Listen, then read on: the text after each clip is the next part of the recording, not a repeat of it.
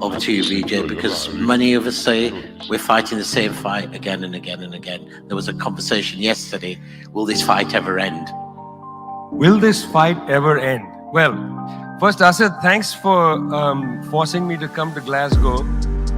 When I walk the streets of cities like this, Glasgow was the UK's second most important city. Beautiful buildings, beautiful streets, a gorgeous city. It had Red Clydeside in 1919, the uprising to create a Soviet in Scotland. But it was, crushed, of course. When I see cities like this, I think also about the other side of it. There's a phrase from Walter Benjamin, every monument of civilization is also a monument of barbarism. I think of the famines in Bengal, the jute workers in Bengal sending jute to Dundee through the Glasgow port. I think of human beings from Africa enslaved and brought from Ghana to the New World, and all those prophets getting sucked into cities like London and Glasgow. Between 1765 and 1938, the British Isles stole $45 trillion pounds from India. 45 trillion sterling from India.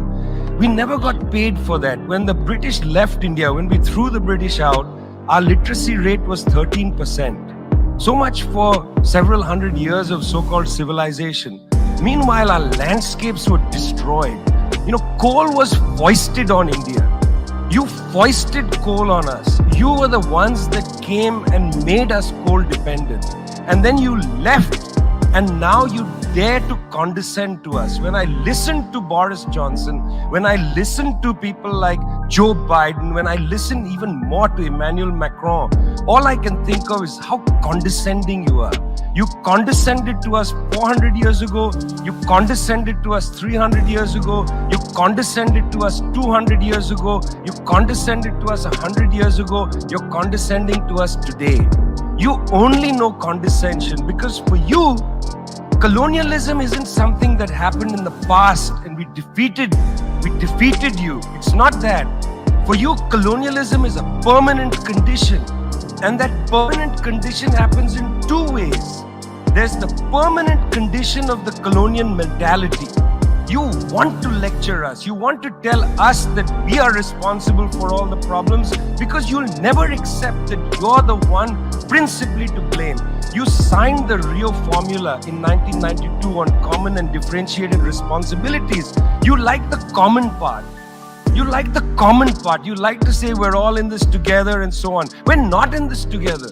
The United States, 4-5% of the world's population, still uses 25% of the world's resources. You outsource production to China and then you say China is the carbon polluter. China's producing your buckets. China's producing your nuts and bolts. China's producing your phones. Try to produce it in your own countries and see your carbon emissions rise. You love lecturing us because you have a colonial mentality. Then there are colonial structures and institutions. You lend us money, and every time you lend us money, which is our money, every time the International Monetary Fund comes to our societies and they tell us, here's the money we are giving you. No, it's our money. You give us our money back as debt, and then you lecture us about how we should live. It's extraordinary. It's not just a colonial mentality. It's the colonial structures and institutions which reproduce themselves year after year after year. And let me tell you something. The climate justice movement, not clued enough on this. The climate justice movement is a movement that says we're worried about our future. What future? What future? Children in the African continent, in Asia, in Latin America, they don't have a future. They don't have a present. They're not worried about the future. They're worried about their present. Your slogan is, we're worried about the future. What future? That's a middle-class bourgeois Western slogan. You got to be worried about now. 2.7 billion people can't eat now. And you're telling people, reduce your consumption. How does this sound to a child who hasn't eaten in days? You've got to clue into this, guys. You've got to clue into this. Otherwise, this movement will have no legs in the third world. No legs.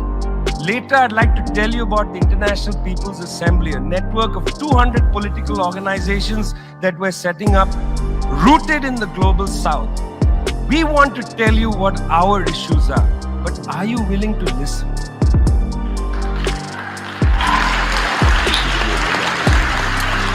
Thank you, Vijay. Ajisebi Ọ̀yọ́ láàrí, Ọ̀yọ́ ò ní ṣe bí bàbá ẹnì kọ̀ọ̀kan.